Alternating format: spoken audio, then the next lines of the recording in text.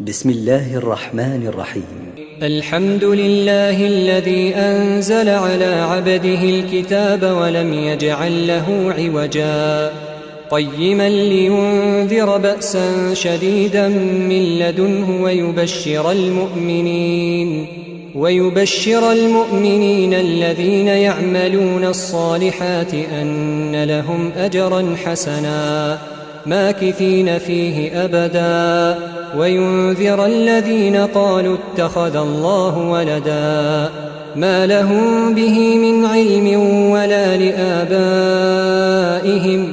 كبرت كلمة تخرج من أفواههم إن يقولون إلا كذبا فلعلك باخع نفسك على آثارهم إن لم يؤمنوا بهذا الحديث أسفا إنا جعلنا ما على الأرض زينة لها لنبلوهم أيهم أحسن عملا وإنا لجاعلون ما عليها صعيدا جرزا أم حسبت أن أصحاب الكهف والرقيم كانوا من آياتنا عجبا إذ أوى الفتية إلى الكهف فقالوا ربنا آتنا من لدنك رحمة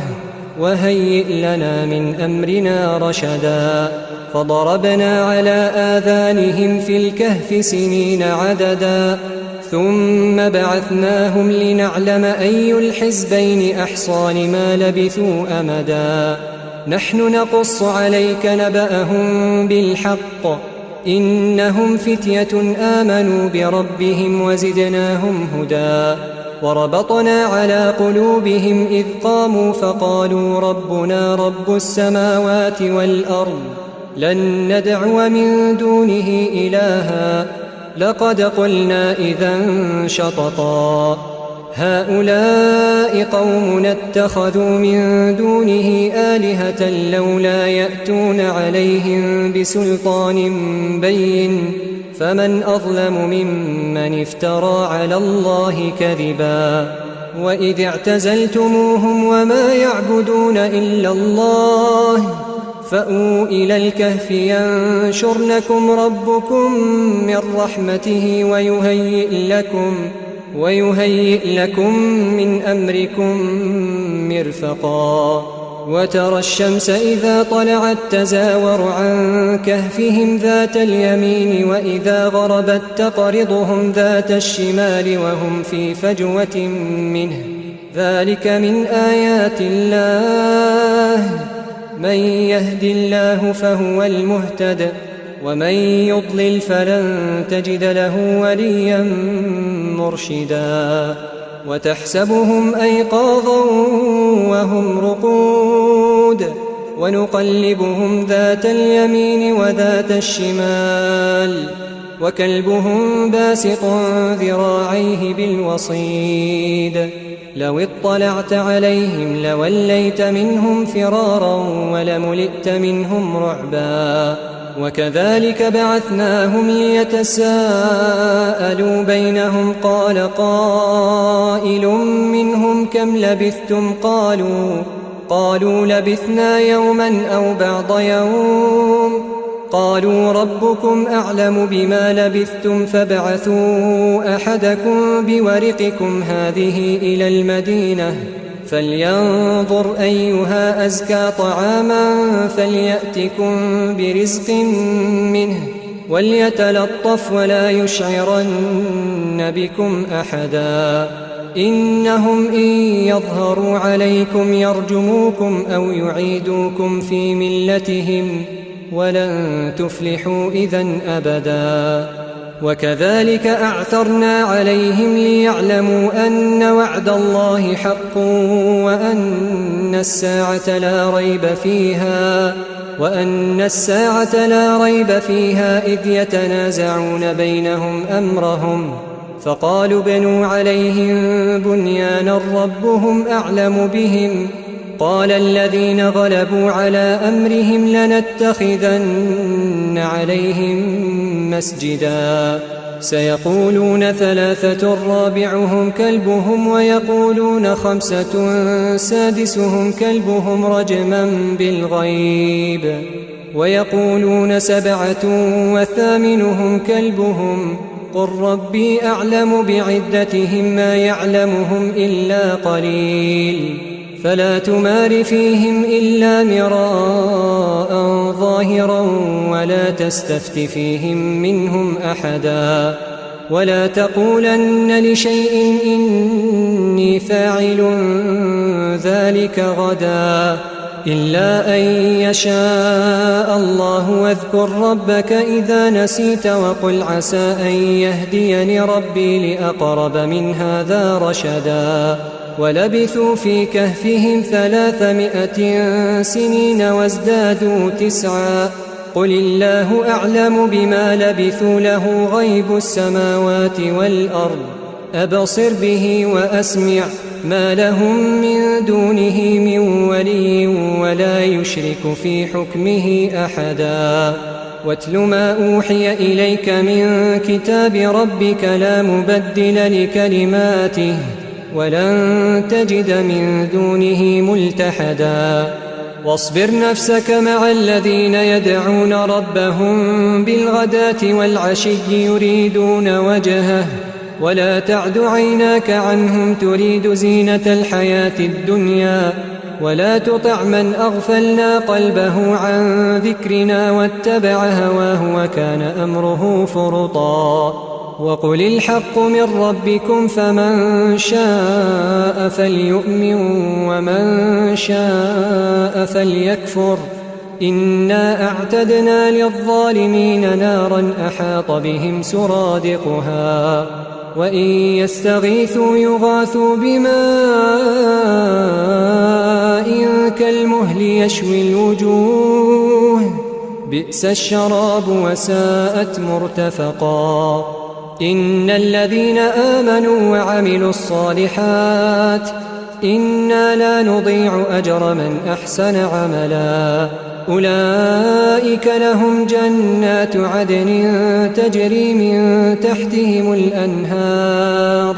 يحلون فيها من أساور من ذهب ويلبسون ثيابا خضرا من سندس واستبرق متكئين فيها على الأرائك نعم الثواب وحسنت مرتفقا واضرب لهم مثل الرجلين جعلنا لأحدهما جنتين من أعناب وحففناهما بنخل وجعلنا بينهما زرعا كلتا الجنتين آتت أكلها ولم تظلم منه شيئا وفجرنا خلالهما نهرا وكان له ثمر فقال لصاحبه وهو يحاوره أنا أكثر منك مالا وأعز نفرا ودخل جنته وهو ظالم لنفسه قال ما أظن أن تبيد هذه أبدا وما أظن الساعة قائمة ولئن رددت إلى ربي لأجدن خيرا منها منقلبا قال له صاحبه وهو يحاوره أكفرت بالذي خلقك من تراب ثم من نطفة ثم سواك رجلا لكن هو الله ربي ولا أشرك بربي أحدا ولولا إذ دخلت جنتك قلت ما شاء الله لا قوة إلا بالله إن ترني أنا أقل منك مالا وولدا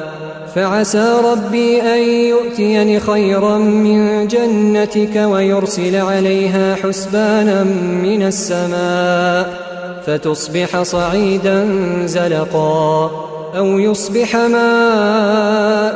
غورا فلن تستطيع له طلبا وأحيط بثمره فأصبح يقلب كفيه على ما أنفق فيها وهي خاوية على عروشها ويقول يا ليتني لم أشرك بربي أحدا ولم تكن له فئة ينصرونه من دون الله وما كان منتصرا هنالك الولاية لله الحق هو خير ثوابا وخير عقبا واضرب لهم مثل الحياة الدنيا كماء أنزلناه من السماء فاختلط به نبات الأرض فأصبح هشيما تذروه الرياح وكان الله على كل شيء مقتدرا المال والبنون زينة الحياة الدنيا والباقيات الصالحات خير عند ربك ثوابا وخير أملا ويوم نسير الجبال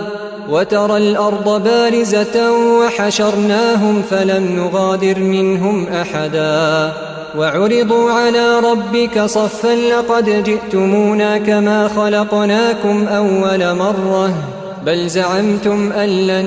نجعل لكم موعدا ووضع الكتاب فترى المجرمين مشفقين مما فيه ويقولون يا ويلتنا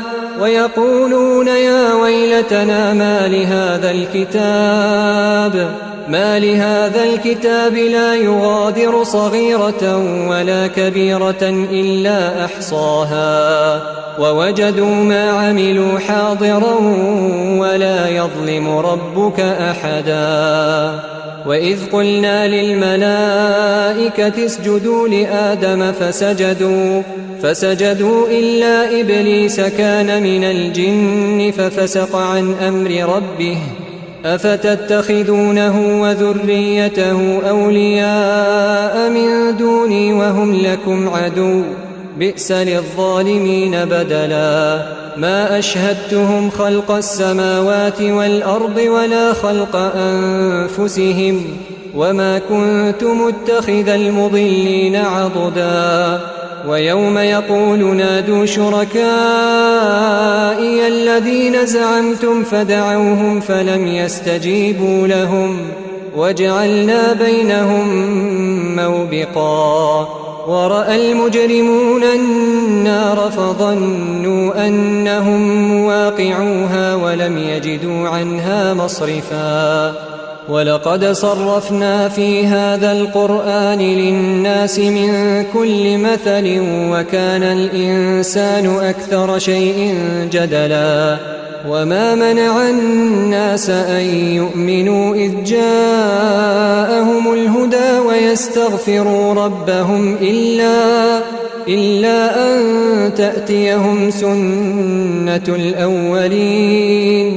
إلا أن تأتيهم سنة الأولين أو يأتيهم العذاب قبلا وما نرسل المرسلين إلا مبشرين ومنذرين ويجادل الذين كفروا بالباطل ليدحضوا به الحق واتخذوا آياتي وما أنذروا هزوا ومن أظلم ممن ذكر بآيات ربه فأعرض عنها ونسي ما قدمت يداه إنا جعلنا على قلوبهم أكنة أن يفقهوه وفي آذانهم وقرا وإن تدعهم إلى الهدى فلن يهتدوا إذن أبدا وربك الغفور ذو الرحمة لو يؤاخذهم بما كسبوا لعجل لهم العذاب بل لهم موعد لن يجدوا من دونه موئلا وتلك القرى أهلكناهم لما ظلموا وجعلنا لمهلكهم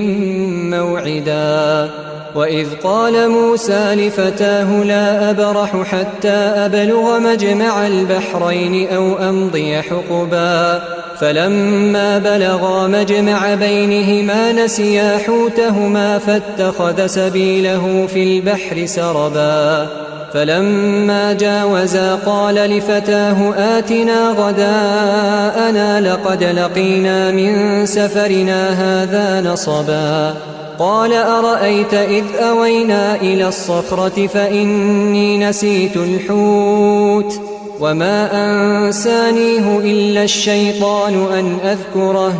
واتخذ سبيله في البحر عجبا قال ذلك ما كنا نبغي فارتدا على آثارهما قصصا فوجدا عبدا من عبادنا آتيناه رحمة من عندنا وعلمناه من لدنا علما قال له موسى هل أتبعك على أن تعلمني مما علمت رشدا قال إنك لن تستطيع معي صبرا وكيف تصبر على ما لم تحط به خبرا قال ستجدني إن شاء الله صابرا ولا أعصي لك أمرا قال فإن اتبعتني فلا تسألني عن شيء حتى أحدث لك منه ذكرا فانطلقا حتى إذا ركبا في السفينة خرقها قال أخرقتها لتغرق أهلها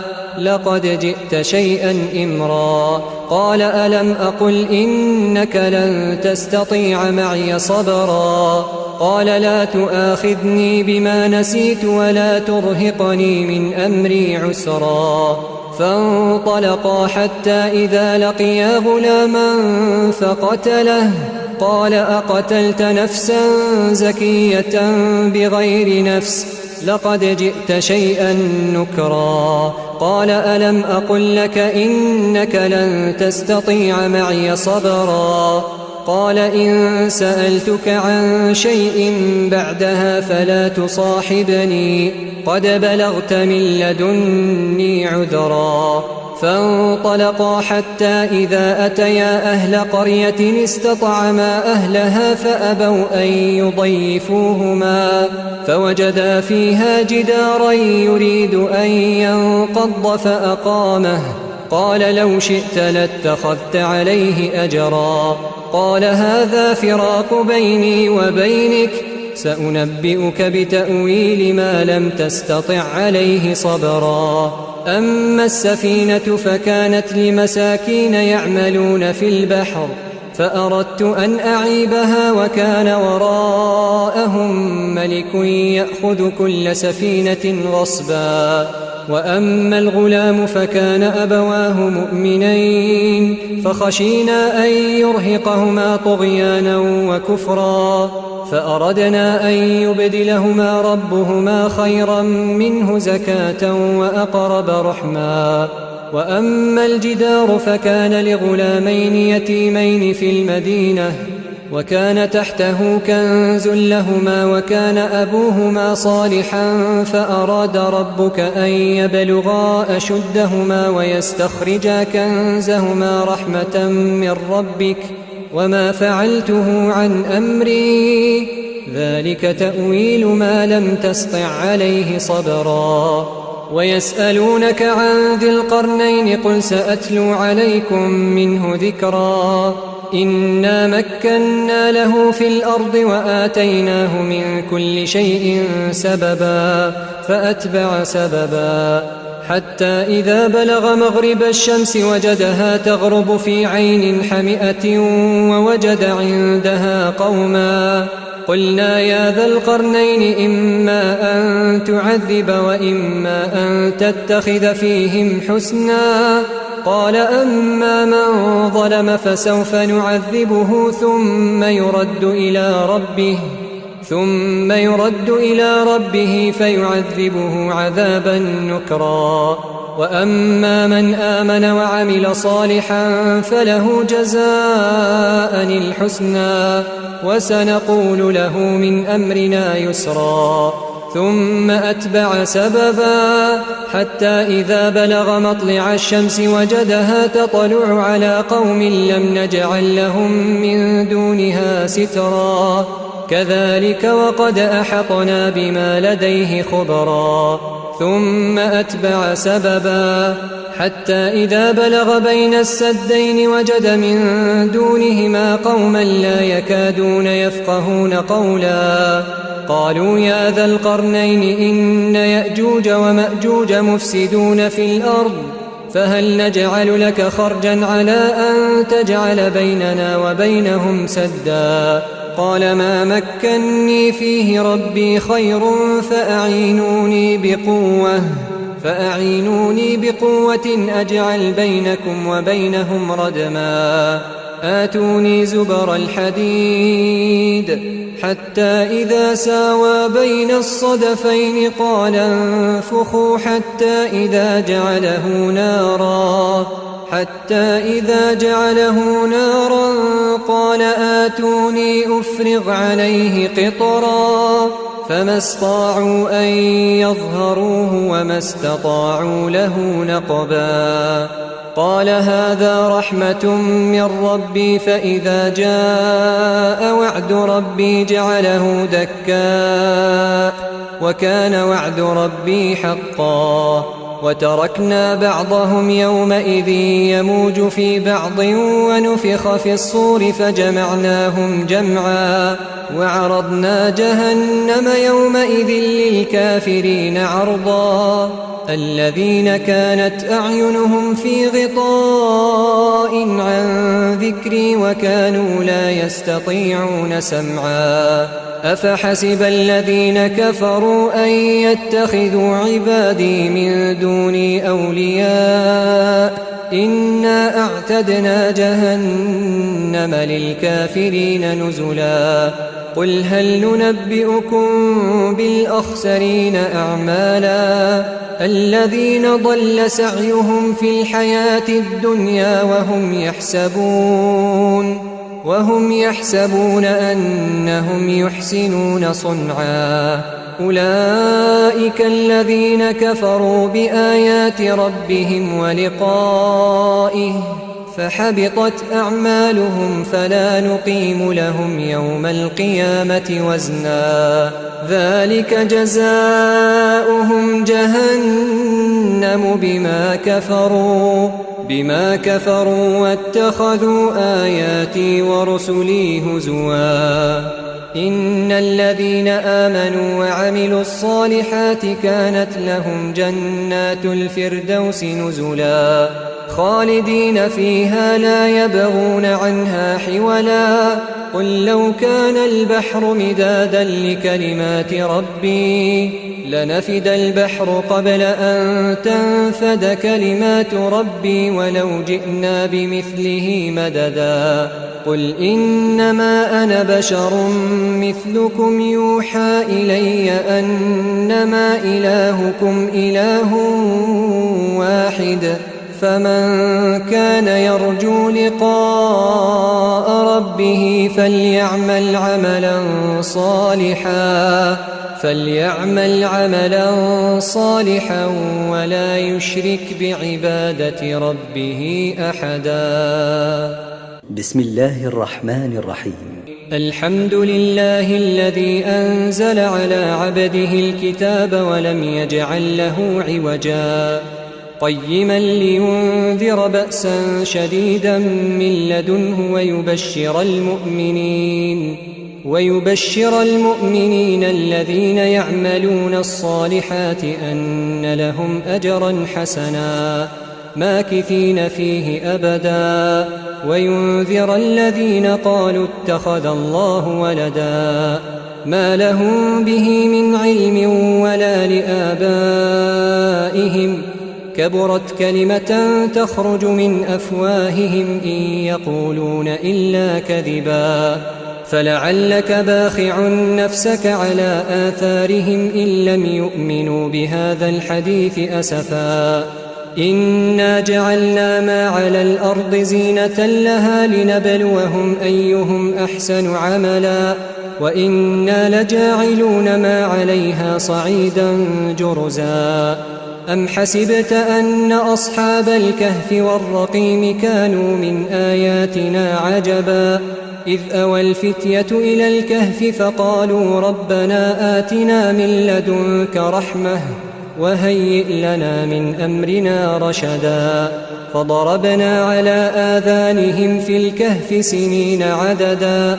ثم بعثناهم لنعلم أي الحزبين أحصى لما لبثوا أمدا نحن نقص عليك نبأهم بالحق إنهم فتية آمنوا بربهم وزدناهم هدى وربطنا على قلوبهم إذ قاموا فقالوا ربنا رب السماوات والأرض لن ندعو من دونه إلها لقد قلنا إذا شططا هؤلاء قومنا اتخذوا من دونه آلهة لولا يأتون عليهم بسلطان بين فمن أظلم ممن افترى على الله كذبا وإذ اعتزلتموهم وما يعبدون إلا الله فأووا إلى الكهف ينشر لكم ربكم من رحمته ويهيئ لكم من أمركم مرفقا وترى الشمس إذا طلعت تزاور عن كهفهم ذات اليمين وإذا غربت تقرضهم ذات الشمال وهم في فجوة منه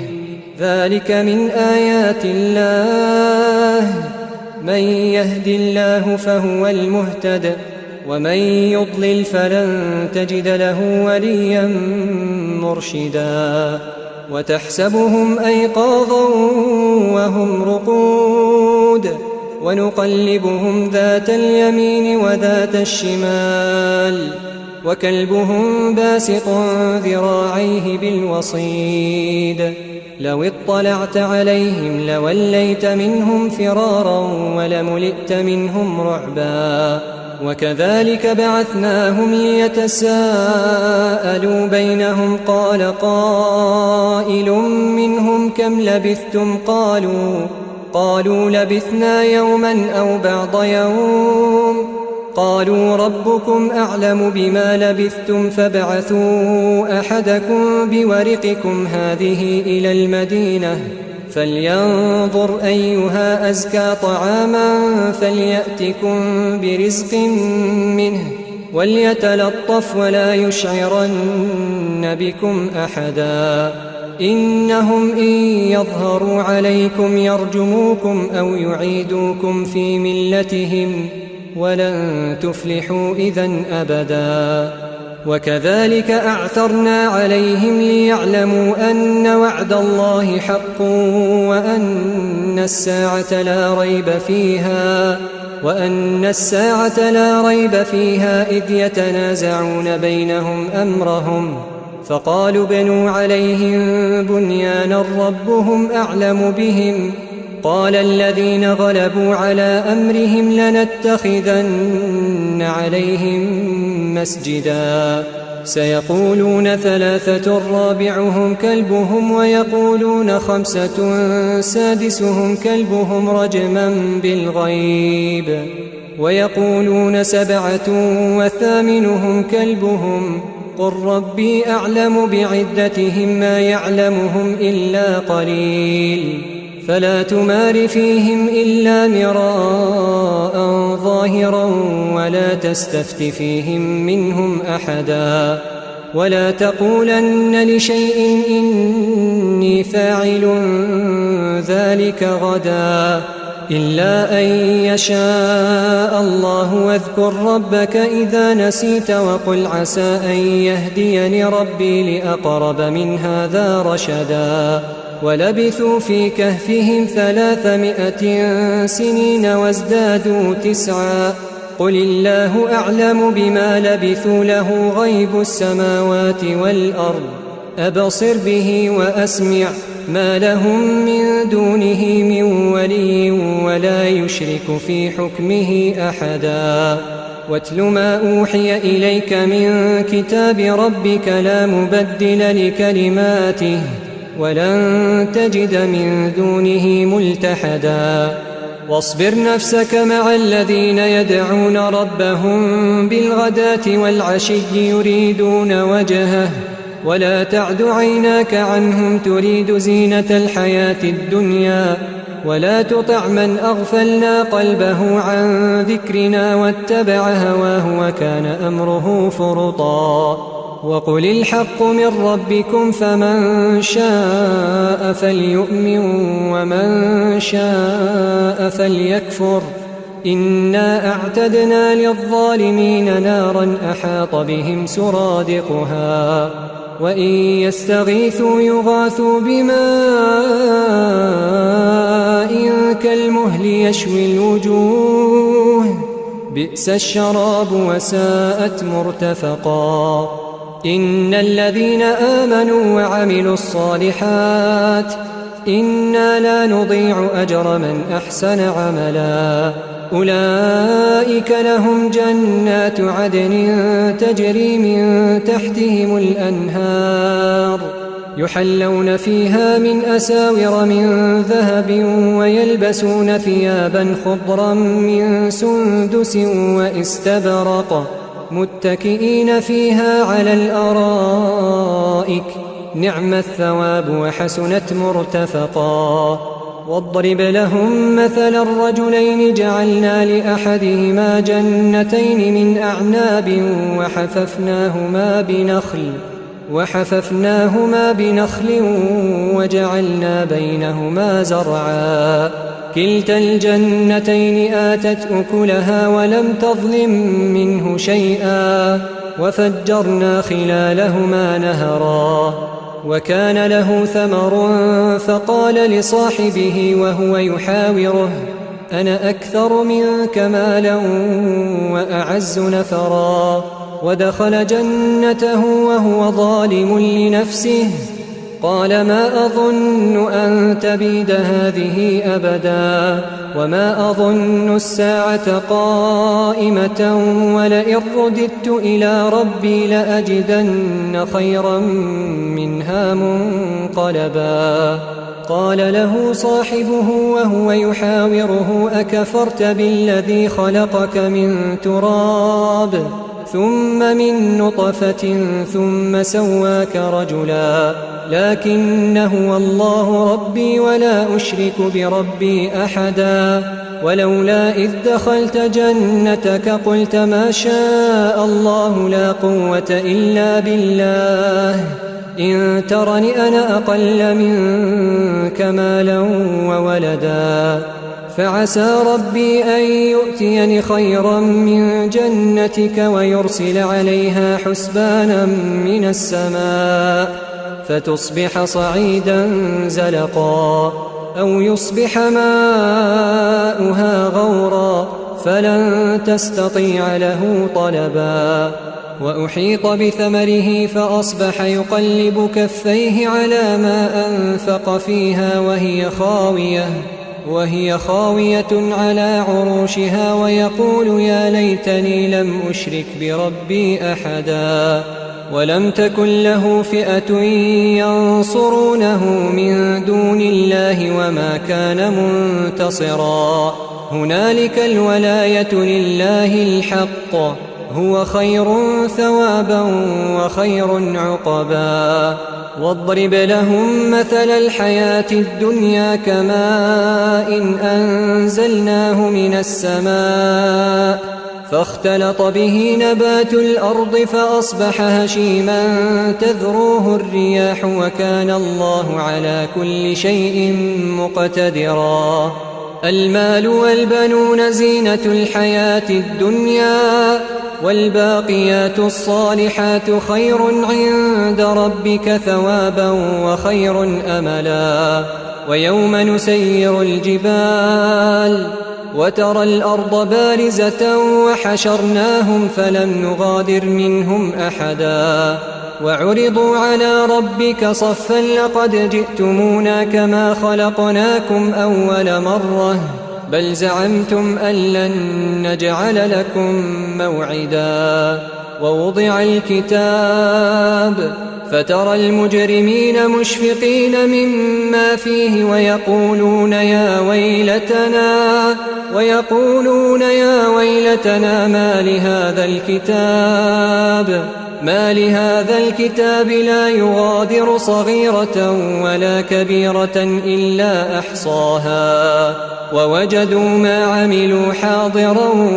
ولا يظلم ربك أحدا. وإذ قلنا للملائكة اسجدوا لآدم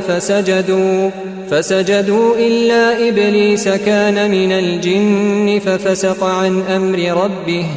أفتتخذونه وذريته أولياء من دوني وهم لكم عدو بئس للظالمين بدلا. ما أشهدتهم خلق السماوات والأرض ولا خلق أنفسهم وما كنت متخذ المضلين عضدا. ويوم يقول نادوا شركائي الذين زعمتم فدعوهم فلم يستجيبوا لهم وجعلنا بينهم موبقا. ورأى المجرمون النار فظنوا أنهم واقعوها ولم يجدوا عنها مصرفا.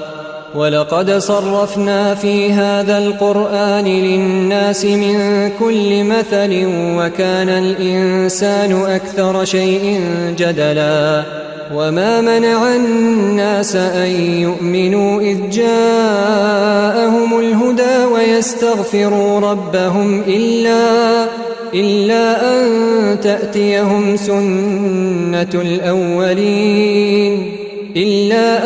تأتيهم سنة الأولين أو يأتيهم العذاب قبلا. وما نرسل المرسلين إلا مبشرين ومنذرين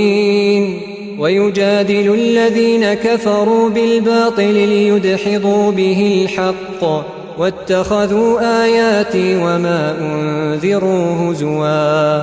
ومن أظلم ممن ذكر بآيات ربه فأعرض عنها ونسي ما قدمت يداه إنا جعلنا على قلوبهم أكنة أن يفقهوه وفي آذانهم وقرا وإن تدعهم إلى الهدى فلن يهتدوا إذن أبدا. وربك الغفور ذو الرحمة لو يؤاخذهم بما كسبوا لعجل لهم العذاب بل لهم موعد لن يجدوا من دونه موئلا. وتلك القرى أهلكناهم لما ظلموا وجعلنا لمهلكهم موعدا. وإذ قال موسى لفتاه لا أبرح حتى أبلغ مجمع البحرين أو أمضي حقبا فلما بلغا مجمع بينهما نسيا حوتهما فاتخذ سبيله في البحر سربا. فلما جاوزا قال لفتاه آتنا غداءنا لقد لقينا من سفرنا هذا نصبا. قال أرأيت إذ أوينا إلى الصخرة فإني نسيت الحوت وما أنسانيه إلا الشيطان أن أذكره واتخذ سبيله في البحر عجبا. قال ذلك ما كنا نبغي فارتدا على آثارهما قصصا فوجدا عبدا من عبادنا آتيناه رحمة من عندنا وعلمناه من لدنا علما. قال له موسى هل أتبعك على أن تعلمني مما علمت رشدا قال إنك لن تستطيع معي صبرا وكيف تصبر على ما لم تحط به خبرا. قال ستجدني إن شاء الله صابرا ولا أعصي لك أمرا. قال فإن اتبعتني فلا تسألني عن شيء حتى أحدث لك منه ذكرا. فانطلقا حتى إذا ركبا في السفينة خرقها قال أخرقتها لتغرق أهلها لقد جئت شيئا إمرا قال ألم أقل إنك لن تستطيع معي صبرا قال لا تؤاخذني بما نسيت ولا ترهقني من أمري عسرا فانطلقا حتى إذا لقيا غلاما فقتله قال أقتلت نفسا زكية بغير نفس لقد جئت شيئا نكرا قال ألم أقل لك إنك لن تستطيع معي صبرا قال إن سألتك عن شيء بعدها فلا تصاحبني قد بلغت من لدني عذرا فانطلقا حتى إذا أتيا أهل قرية استطعما أهلها فأبوا أن يضيفوهما فوجدا فيها جدارا يريد أن ينقض فأقامه قال لو شئت لاتخذت عليه أجرا قال هذا فراق بيني وبينك سأنبئك بتأويل ما لم تستطع عليه صبرا أما السفينة فكانت لمساكين يعملون في البحر فأردت أن أعيبها وكان وراءهم ملك يأخذ كل سفينة غصبا وأما الغلام فكان أبواه مؤمنين فخشينا أن يرهقهما طغيانا وكفرا فأردنا أن يبدلهما ربهما خيرا منه زكاة وأقرب رحما وأما الجدار فكان لغلامين يتيمين في المدينة وكان تحته كنز لهما وكان أبوهما صالحا فأراد ربك أن يبلغا أشدهما ويستخرجا كنزهما رحمة من ربك وما فعلته عن أمري ذلك تأويل ما لم تسطع عليه صبرا ويسألونك عن ذي القرنين قل سأتلو عليكم منه ذكرا إنا مكنا له في الأرض وآتيناه من كل شيء سببا فأتبع سببا حتى إذا بلغ مغرب الشمس وجدها تغرب في عين حمئة ووجد عندها قوما قلنا يا ذا القرنين إما أن تعذب وإما أن تتخذ فيهم حسنا قال أما من ظلم فسوف نعذبه ثم يرد إلى ربه فيعذبه عذابا نكرا وأما من آمن وعمل صالحا فله جزاء الحسنى وسنقول له من أمرنا يسرا ثم أتبع سببا حتى إذا بلغ مطلع الشمس وجدها تطلع على قوم لم نجعل لهم من دونها سترا كذلك وقد أحطنا بما لديه خبرا ثم أتبع سببا حتى إذا بلغ بين السدين وجد من دونهما قوما لا يكادون يفقهون قولا قالوا يا ذا القرنين إن يأجوج ومأجوج مفسدون في الأرض فهل نجعل لك خرجا على أن تجعل بيننا وبينهم سدا قال ما مكني فيه ربي خير فأعينوني بقوة أجعل بينكم وبينهم ردما آتوني زبر الحديد حتى إذا ساوى بين الصدفين قال انفخوا حتى إذا جعله نارا قال آتوني أفرغ عليه قطرا فما استطاعوا أن يظهروه وما استطاعوا له نقبا قال هذا رحمة من ربي فإذا جاء وعد ربي جعله دكاء وكان وعد ربي حقا وتركنا بعضهم يومئذ يموج في بعض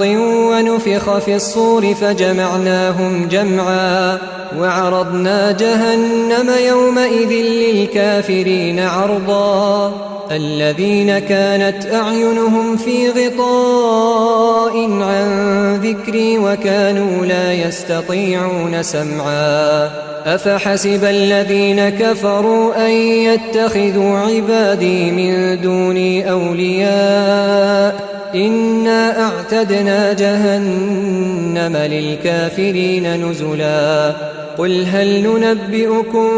بالأخسرين أعمالا الذين ضل سعيهم في الحياة الدنيا وهم يحسبون أنهم يحسنون صنعا أولئك الذين كفروا بآيات ربهم ولقائه فحبطت أعمالهم فلا نقيم لهم يوم القيامة وزنا ذلك جزاؤهم جهنم بما كفروا واتخذوا آياتي ورسلي هزوا إن الذين آمنوا وعملوا الصالحات كانت لهم جنات الفردوس نزلا خالدين فيها لا يبغون عنها حولا قل لو كان البحر مدادا لكلمات ربي لنفد البحر قبل أن تنفد كلمات ربي ولو جئنا بمثله مددا قل إنما أنا بشر مثلكم يوحى إلي أنما إلهكم إله واحد فمن كان يرجو لقاء ربه فليعمل عملا صالحا ولا يشرك بعبادة ربه أحدا